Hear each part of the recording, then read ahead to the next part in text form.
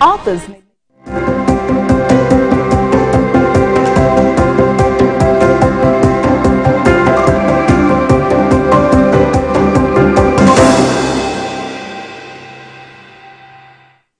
Well, good morning and thank you very much for joining us. I am Yori Folani. Our guest this morning is Dr. Tony Ofoyeton. We'll be having a couple of guests this morning, but our first guest for the first half of the program this morning is Dr. Ofoyeton, Director General, International Institute of Professional Security. As always, Doctor, great to have you. Good morning, Uncle Yori. Thank you very much. Nigerians. Indeed, thank you very much for coming. Everybody has heard of the term kidnapper in Nigeria. It's become a ubiquitous term. But how do we go about tackling it? How do we go about tackling people being kidnapped? It could be a child, it could be, in fact, you might even be a person in uniform, you might be a traditional ruler. Everybody is susceptible. And then when we hear about tackling kidnapping in Nigeria, tell me, what do you make of this kind of a situation, the whole issue of trying to tackle kidnapping? How doable is it? No, it is very doable. In short, it's not one of the major problems that ordinarily we should be agitated about, except for the fact that because it's been allowed for too long, so it's now a very big business.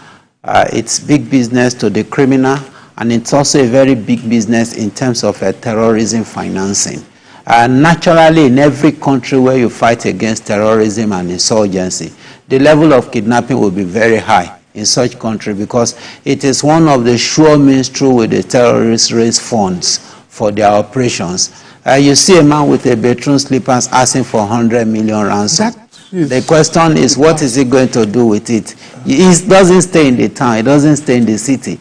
You know, somebody is asking him to do that. Those are the men.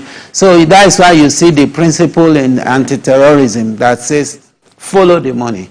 And definitely you would have 50% you would have solved the challenge in terms of terrorism. If the government is able to come to town with the fact that, look, this is a major source of terrorism financing, and they are able to put all machinery in motion, because at times to fight some of these crimes can be very expensive.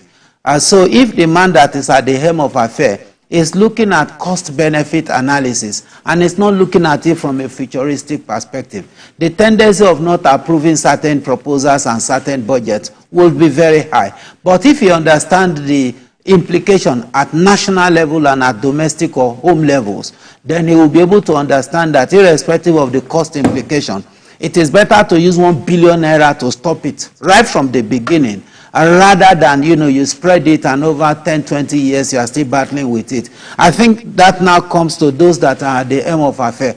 To what extent are they ready to deploy resources? If you look at our boys that are fighting against insurgency and terrorism, what are the level of equipment they have? Because if you look at times, apart from the normal AK-47, the assault rifle that they have access to, now do they have access to the required backup technology? The drone, the terrorist is running, for example.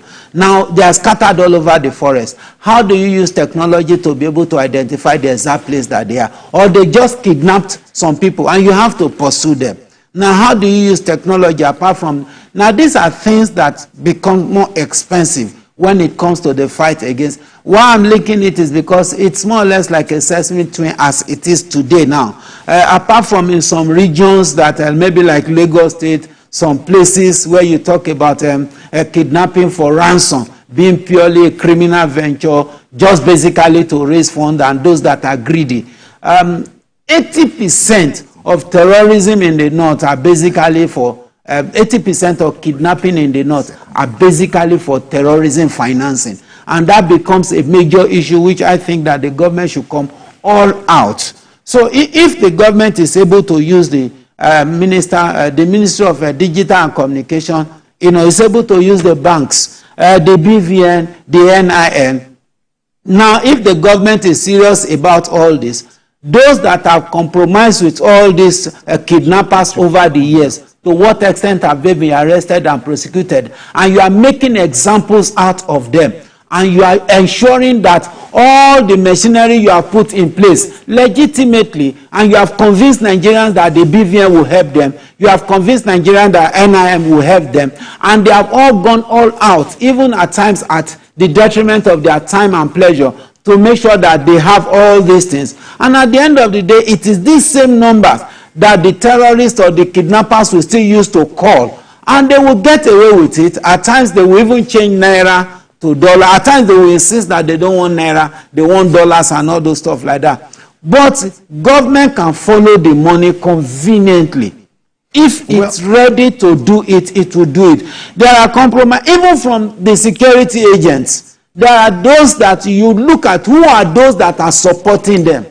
Then you now look at it from the, the issue of proliferation of light weapons and all those stuff like that. How are they getting their weapons?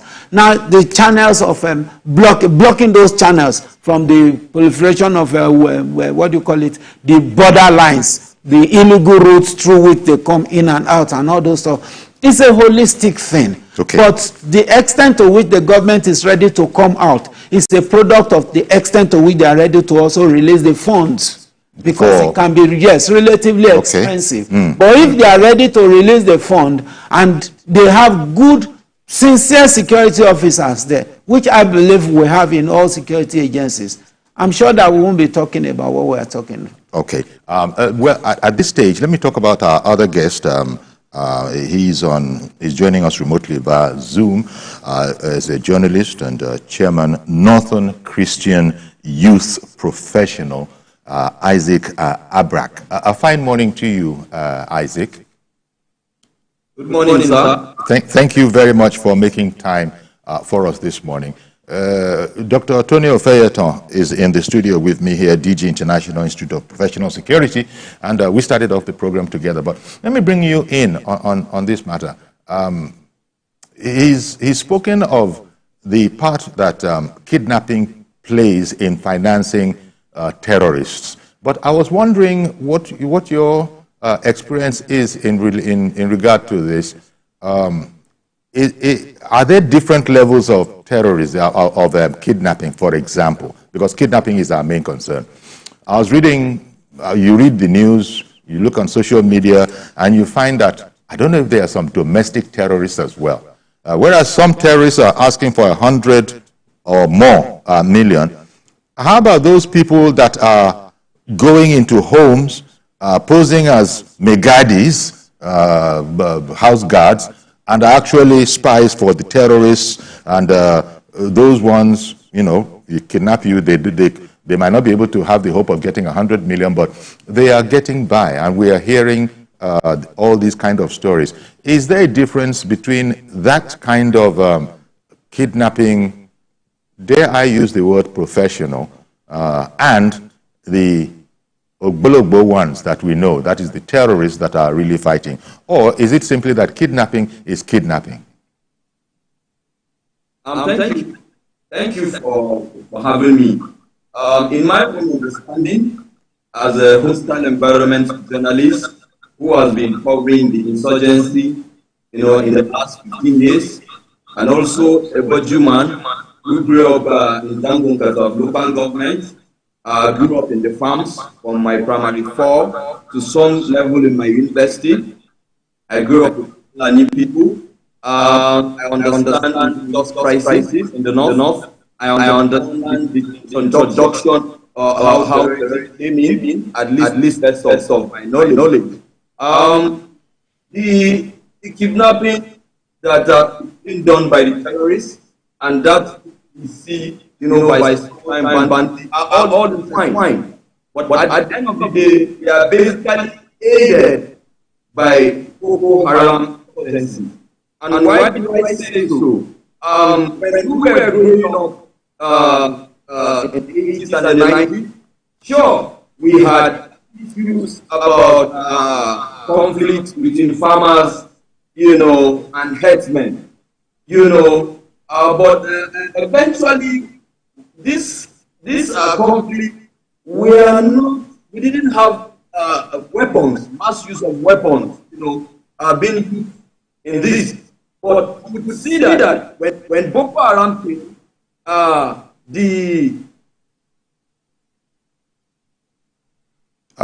Okay.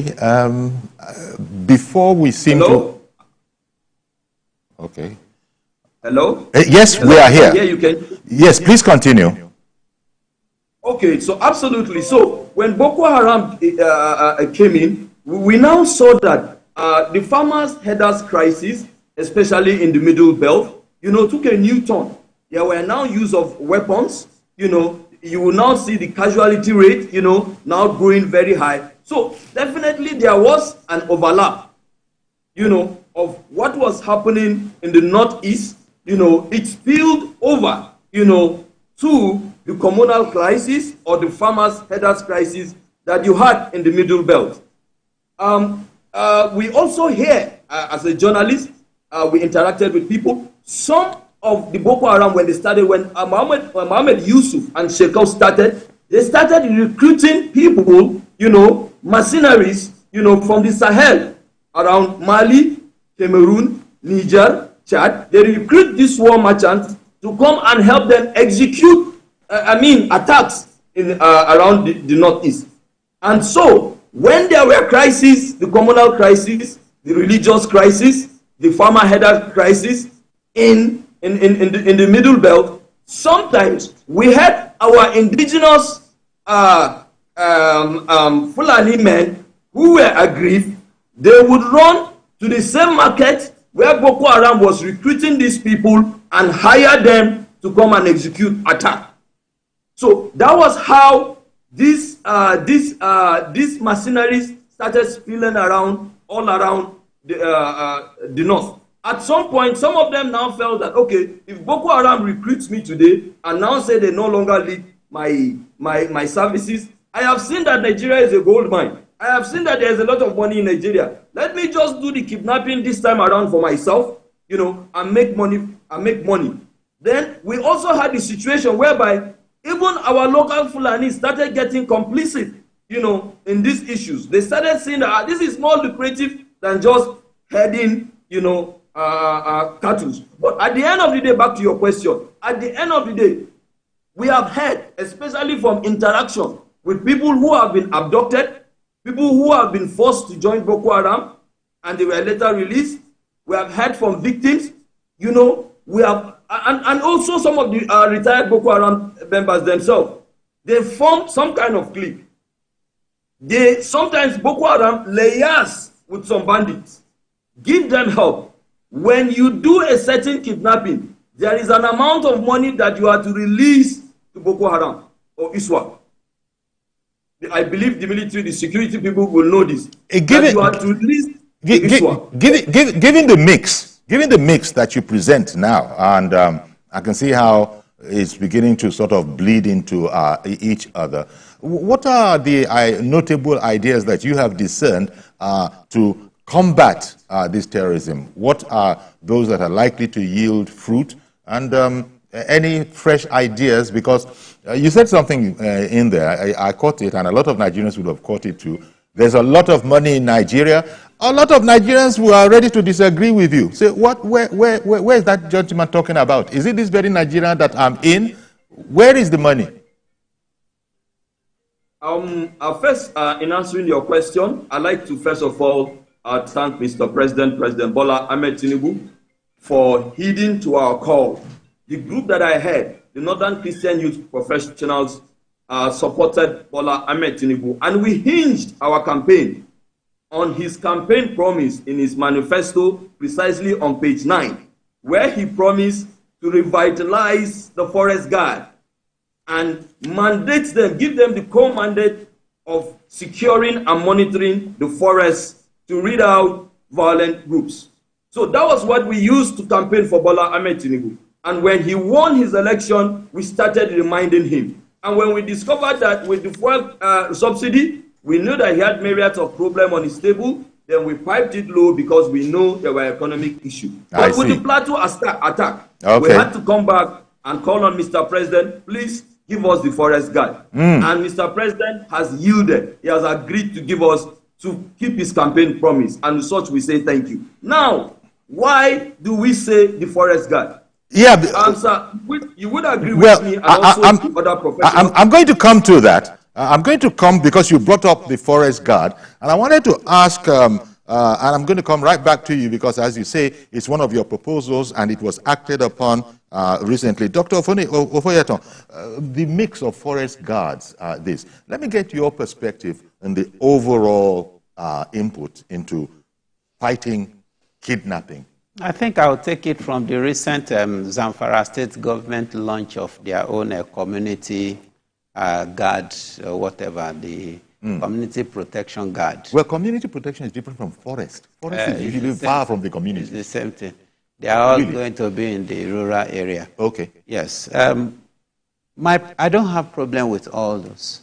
But at the end of the day, I still think we are just beating around the bush.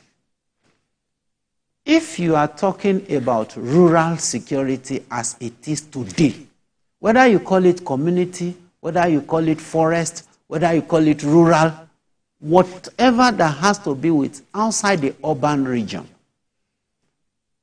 if they are not armed, it's just an exercise in futility. That is such guards. Yes. It's just going to be an exercise in futility. It's like I learned recently that the government has approved 50 billion for non-kinetic approach towards security. Beautiful idea. Great concept. But defective to the extent that the security agency has not been able to establish their supremacy over the terrorist organization. So coming to a non-kinetic approach would be a tall order. Now, if you are talking about forest guard, community guard, and all those stuff, to what extent are you going to empower them to be able to face the adversary fire for fire? I'm not even talking in terms of intellect. I'm not even talking in terms of operational methodology. As we speak today, whether we like it or not, community policing or state policing that we are running away from, all states, as we speak today, have their own form of policing system or the other. If the government wants to relieve itself of that responsibility, just legitimize community and state police. Let each state be responsible for its security, especially at rural level. You think that's going to make a big difference? That will make a very big difference. Why? Because you are answerable. You become the true security officer of your own state as a governor. You don't need the IGP to give the CP command and the CP give all other officers command before they launch any operation. Or the chief of army staff, or the chief of naval staff, or the chief of air staff. But as you know, as it is today, the matter of state policing has always been one of those kind of topics. The only problem you will talk about is that funding. They all have money to fund, what do you call it now? State community projects in terms of protection, whatever. If that money is there, the only difference is just arming them. That's all. Okay, let me come back to you, Isaac. Could you help us out by telling us defining what a forest guard is, so that we understand their role in this milieu? And you've heard, because I would be interested in knowing the difference between a forest guard as a category of professional and other security agencies. Okay, well, what we have at the moment, as forest guards, they are a unit. In some states, like in my home state of Kaduna State, it is a unit, a department in the Ministry of Agriculture. Basically with the responsibility of guarding the forest for agro uses, for agricultural advancement. The forest guard that we are proposed, that Bola Ahmed Tinubu is proposing, and to which we supported him, and we also have recommendations, is that we need, it is a forest guard which is going to recruit, youths or people from the communities that are close to the forest, or you can say from the forest communities. So we Is there any such thing as a forest? Well, you said it, so there must be. But what does forest community mean? People don't live in forests, but when you started off by saying that people who live at the fringes of the forest, every forest that you see, there are people who own it. Yes. There are people whose that forest is their farmland, or there are people who used to live in some parts of those forests but have migrated to other places close to the township or the cities and are staying there. Okay. Like for instance, now, if you come to Barikin, to Abuja, the forest that was abducted, if you go to that, there is always a community that lives at the fringes of that forest. Right. So because we hear of people being kidnapped and taken into the forest. And I was trying to see if it's possible to make a distinction between rural communities and forest proper, where you'd have forest guards, with the emphasis that you initially drew of agricultural, inclinations. Yes. So let me come back to that. The forest guard, as we have it today, are basically concerned to care about farms, felling of trees, and all of that. But Bola Ahmed Tinubu is saying he's going to mandate them with the core mandate of monitoring the forest and reading out violent groups. So now we are saying that there is a forest, right? And most times those forests are uninhabited. They can be likened to say they are ungoverned. And in most of those times, most people, there are not, maybe you just find maybe hamlets or very few individuals in that forest. And that is where these criminals have hijacked and are staying in that forest. Now we are saying that there are always community people who understand that forest very well, and they live at the fringes of that forest, right? Or they can live even in that forest. Now we are saying that with their vast understanding of the forest terrain, they would be able to track down these bandits, these criminals, and help, in arresting them, or also identifying who are the law-abiding occupants of the forest and those that are not. And we believe that this will go a long way, because some of the challenges that our military, that our security apparatus have had is a vast and deep understanding of the forest. Okay. Sometimes these bandits meander their way out of the sight of our troops when they go after them. But the villagers or the people living in these forest communities understand this forest, and as such, if they liaise, if they collaborate with the military, with our security apparatus, they will be able to read them out. Let me quickly add this to you, that we are taking our cue from the Civilian Joint Task Force, which the Vice President, when he was governor of Borno State, initiated in collaboration with the NSA, with the National Security Office of the National Security Advisor, back then in 2012, when Boko Haram had encroached into the city of Maiduguri, so much that they were even toying with, or they were even serious with the idea to take over the government house. If you remember, bombs were going off and on anytime, anywhere in Maiduguri. But what did Kashim Shettima do? He recruited these boys from the city, and they were able to share their intelligence of their vast understanding of the terrain. All right. And that was how Boko Haram was read out. Some were arrested, and the remaining were chased, and they were forced to remain in Sambisa. Now we are saying that we want a forest guard. A forest guard that will remain in the forest and guard it. I ask you a question, sir.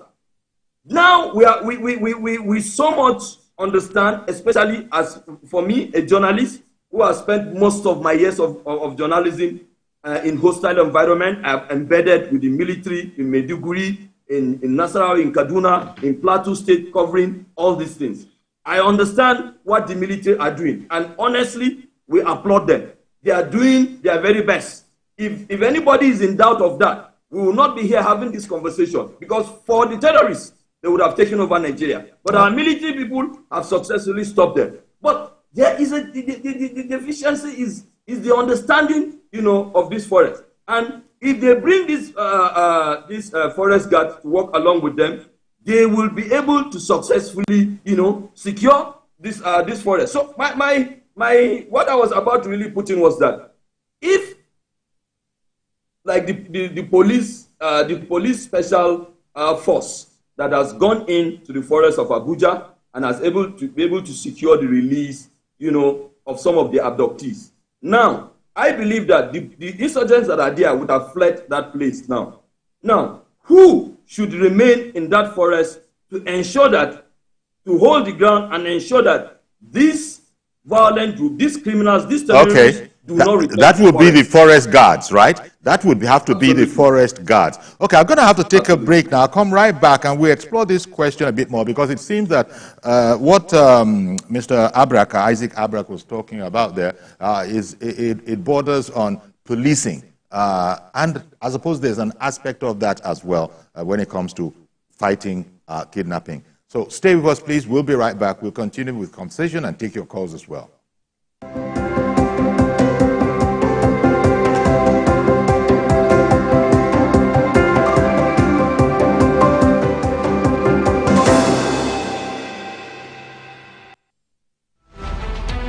Every major news story is with many perspectives and layered with different levels of impact. Hello.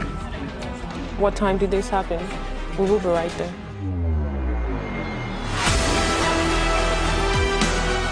At TVC News, we follow the big and major news, gathering the facts, witnessing the outcome. I am here live at the aftermath of the approval of the new national minimum wage.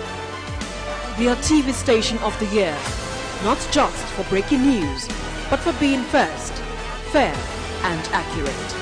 TVC News, first with breaking news. Information is power, information is security, information is knowledge. On Labor Lens, we believe that working people around the world have real questions of their own. They want to know how the world of work operates, what it means to the employer of labor, how policies affect workers in the workplace. On Labor Lens, I ensure we engage effectively the organized labor, organized private sector and government to get out of them information workers are in need of. I am Sharon Ijason, asking questions that make you get sense of the workplace.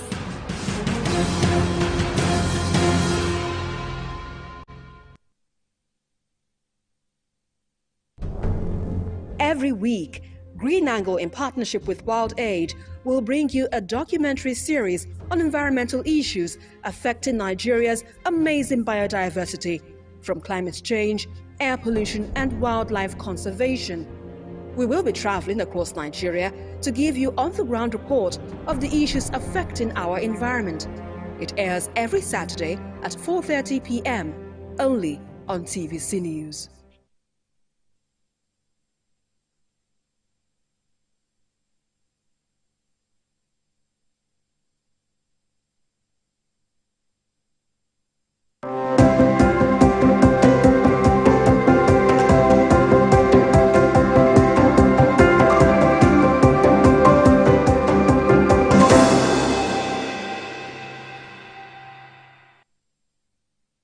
Okay, welcome back. Our guest in studio, Dr. Tony Ofoyeton, DG International Institute of Professional Security, and a professional journalist and chairman, Northern Christian Youth Professional, Isaac Abrak. Isaac's experience, core experience, has been his journalism in violent areas. So thank you very much, gentlemen, for being with us. Now, Dr. Ofoyeton, I want to bring another aspect to this to help us understand. We're talking about tackling kidnapping in Nigeria generally, but under that is policing. And this is where we began to hear of the forest rangers option. That's in the form of policing. Now, that we are bringing forest into this, and where forest links us is that often we hear that somebody is being kidnapped, they've gone into the forest. People who are even rescued tell us of their trek for many days through the forest. Now, what many Nigerians, especially those who our fans of documentaries and news documentaries will be familiar with. It's an imagery that I want to present now. In the days of Pablo Escobar and other such big drug capos and drug warlords, drug lords, they usually had their operational factories deep in the middle of a forest where you could not happen to just walk on it. Documentary cameras were shown taking us deep into the forest, all of this in wherever part of the world it is, and then there'll be a sort of clearing where people would do. And often where we sort of came to know about them was where the relevant, I don't know if it was the forest rangers in America or whoever, they do surveillance, they'd get it, they'd attack it, go and burn it down.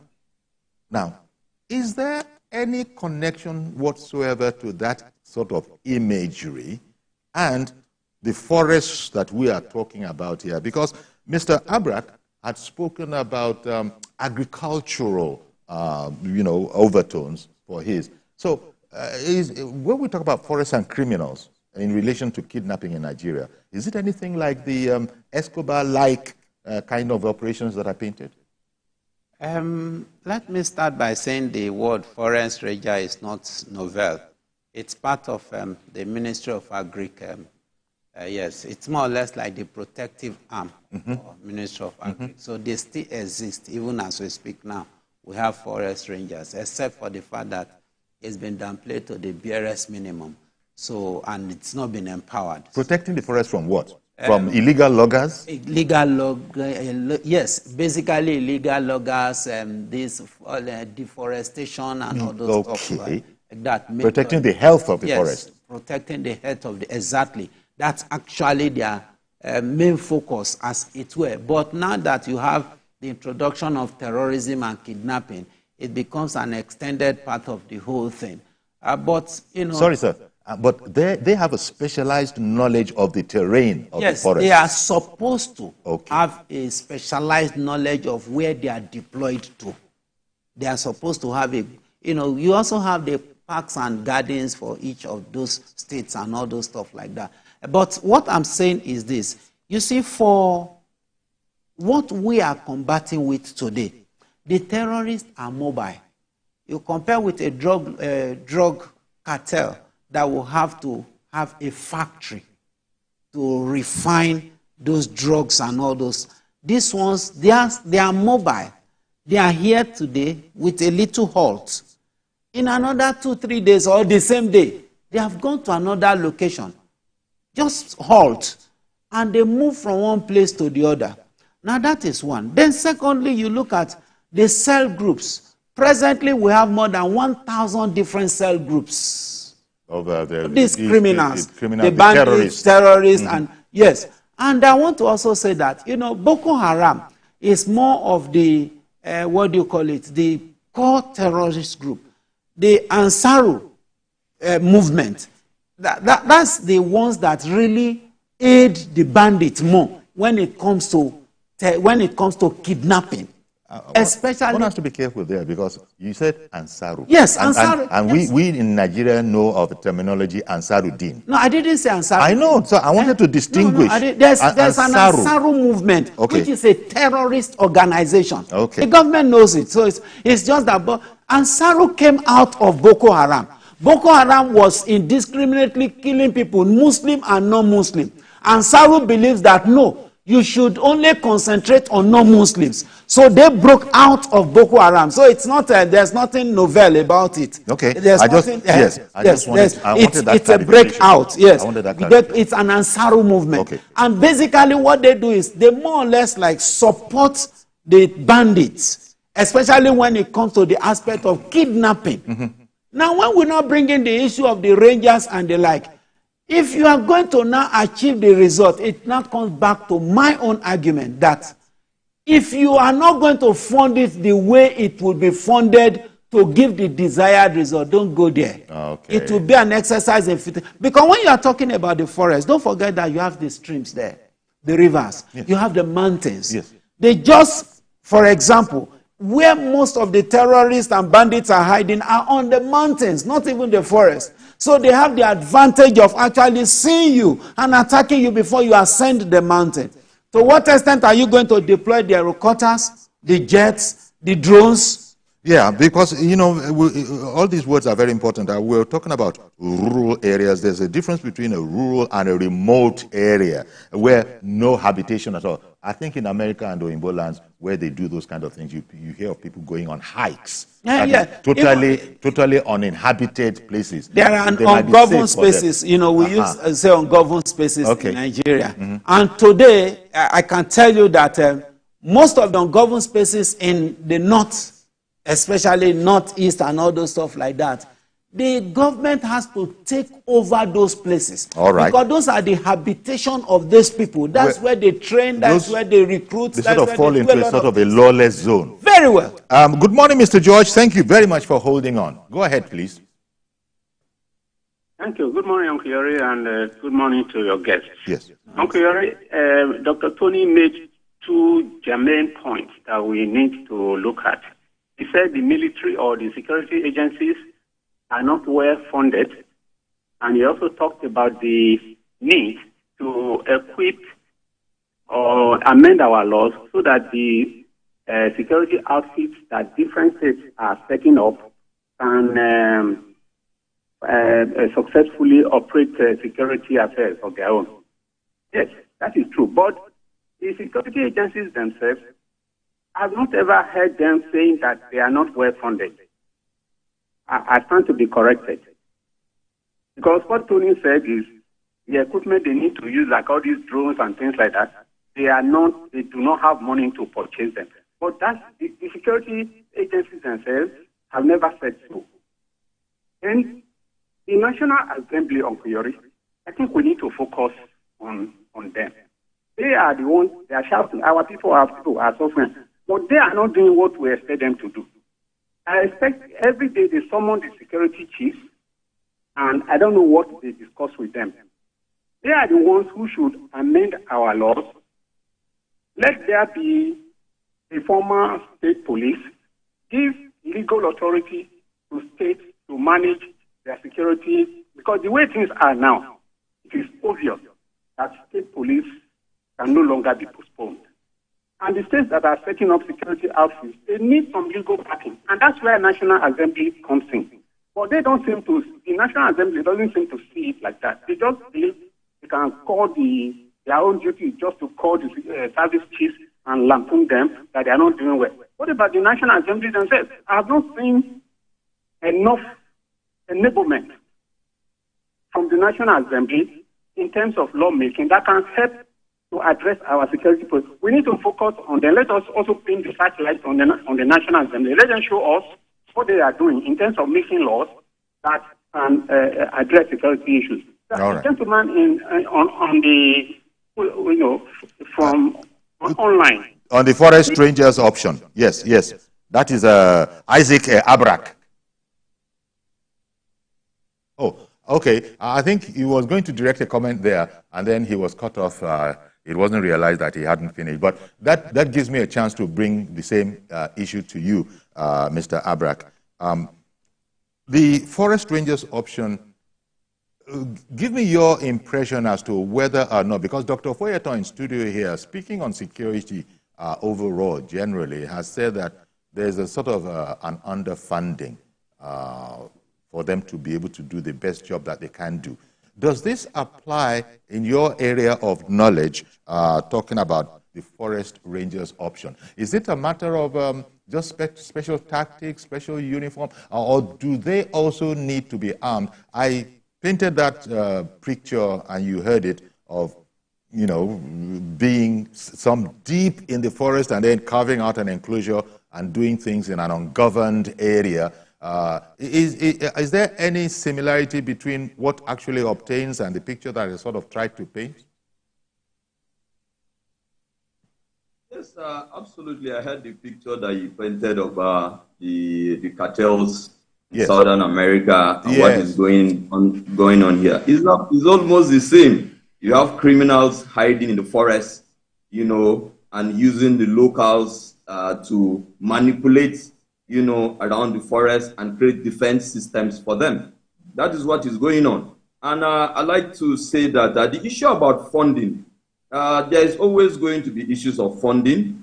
I listened to the Chief of Defense Staff recently while he was speaking on one of the sister stations, particularly channels, and he made mention what he was very emphatic about is political will or political decisions to resolve these issues. And he really didn't really dwell it, in deficiencies in fundings and all of that. That means to say that there are other options that we can apply, to this situation aside, from just the military operations itself. And this is why we are sorry, let me, I beg your pardon for interrupting you. Let me get something clear. Do forest rangers need to be armed or heavily armed as well? Or is their line of work different, considering that there seems to be an agricultural emphasis? I was coming to that. Okay, because we're showing pictures of people who are, as you can see, almost armed to the teeth. Are those really like forest rangers? Well, I can't really see the pictures that you're looking at but what I want to tell you is that the advantage, the strength of the forest guard, forest guards, okay. Skills, yes, of the forest rangers that we're talking about. Okay. The new forest guard, the renewed hope forest guard that Bola Ahmed Tinubu is talking about, and which we're making recommendations, is that you would recruit local people, rural people. Are they hunters? Are they farmers? Who are very much familiar with this forest. And we're dwelling on their strength of the deep understanding of the forest. Do they need specialized training? Yeah, they will need specialized training in terms of use of arms. Absolutely. But they would liaise and work along, collaborate with the military. Their own sole purpose will be sharing of intelligence. Okay. If ammunition was the solution, sir, please, I'm coming. If ammunition was the solution, the military would have dealt with these people. It is vast understanding of the forest terrain. Let me tell you something, sir.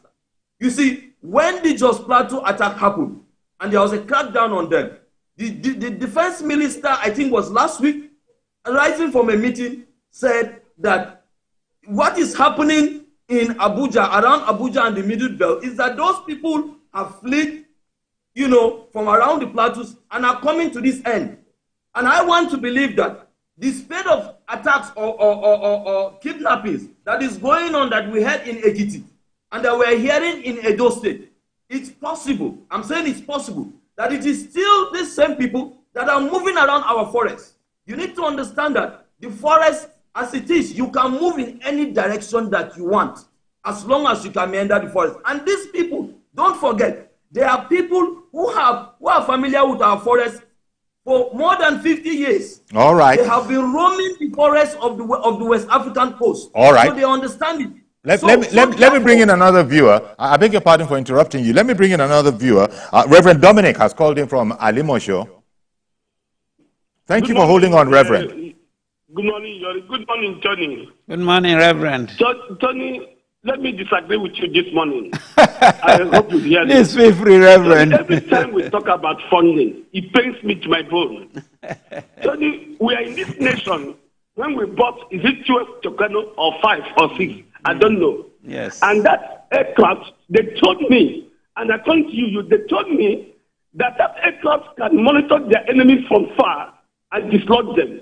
Tony, are you saying that these people in the forest are more equipped and form more than Nigeria police, Nigeria army, which is almost the first or second strongest army in Africa? Are you saying that? Number two, I believe what George is saying. Are you the one who will talk about funding, or the soldiers on the chief of army staff? We always invite in Aso every day when the damage is caused. Who's supposed to talk about funding?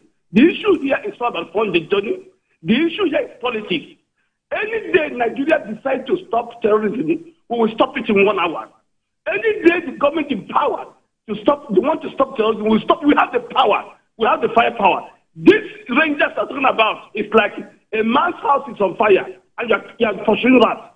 When are you going to recruit the rangers in the bush and train them and go after people who is kidnapping people every day? Let me say this, Tony. The report of kidnapping is underreported. I live in Ademoso here. Every day in Governor Road, people are kidnapped and taken ransom and dropped there. Nobody reports it. The issue here is this. The problem of terrorism here, I beg Mr. President, who has done well to listen to us, to declare state of emergency in kidnapping and the banditry, so that what the GFC chairman said that day, to me, was offensive to me. How do you say a church or a mosque is funding terrorism and you went to court? What kind of information is that? Are you saying the mosque or the church is stronger than Nigeria?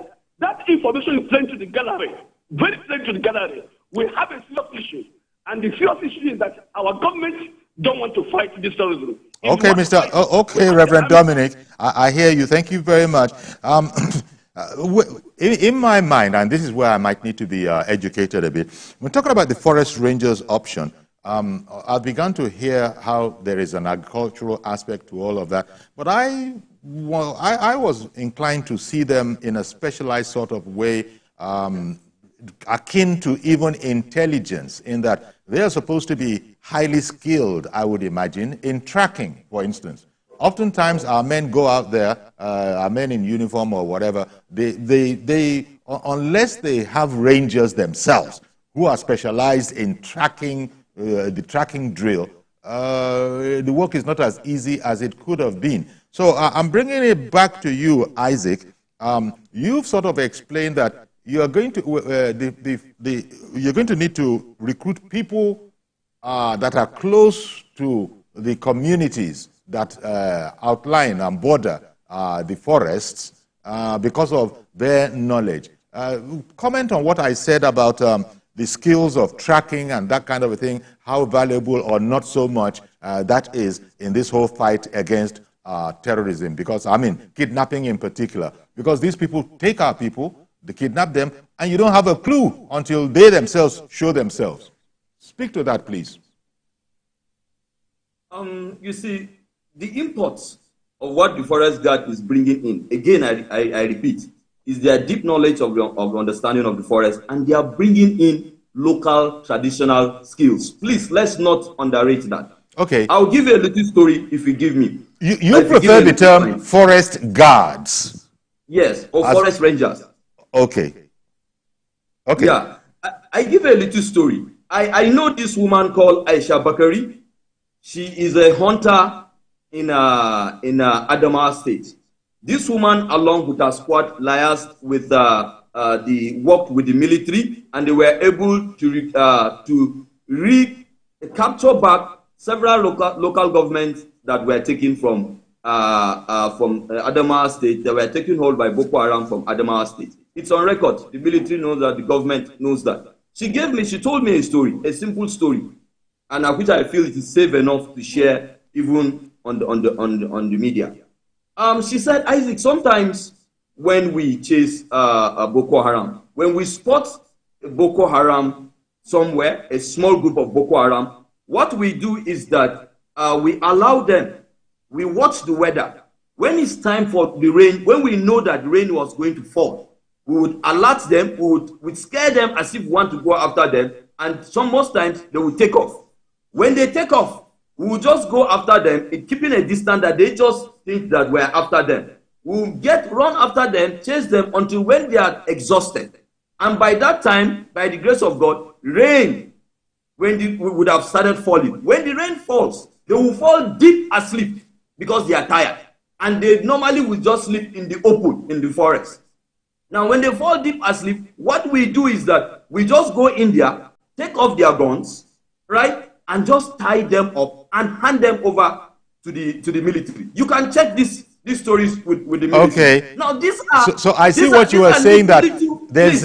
These are little techniques and skills that our local people have that they can help us to bring down these people. In Ekiti State, for instance, those people that did that kidnapping, I believe, where are they? They're probably in the forest, most probably in the forest. Are you telling me that forest, it has a community of people that understand that forest? And if those people were already in the forest, guarding the forest, they would have been able to share intelligence to either prevent that thing from happening or we've run out of time now. them when it happens. Thank you very much. We've run out of time now, but I get you very much, Mr. Isaac Abrak, journalist, especially with special experience in violent areas. I get you. And your point of view, I think my assessment of it is that every little bit helps. And the traditionalists that can be drafted into the forest guards, forest rangers, whatever you want to call it, would definitely be as well a help more than a hindrance to the overall campaign against kidnapping. I want to thank you very much for making your time available for us this morning. And Dr. Tony Ofoyeton, as always, our thanks. And the point that you made about the need for, these things are very, very expensive if they're going to be done well. And you've emphasized that not only on this program before, that if we want to do it, let us commit to doing it. If we don't want to do it, let's not just appear to want to do it, but not doing the wherewithal. I think basically... very, very briefly. Yes, it's basically an intentional thing. Kidnapping is not a problem that government should battle with if the government is intentional about it. Okay. Deploy every resources and be very intentional. Right. Make a scapegoat out of those that are really encouraging it. We really must run now, but thank you very much, Dr. Tony Ofoyeton. Appreciate you as always. That's our program today. Please join us tomorrow for a fresh edition. I am Iyori Folari. Bye-bye for now.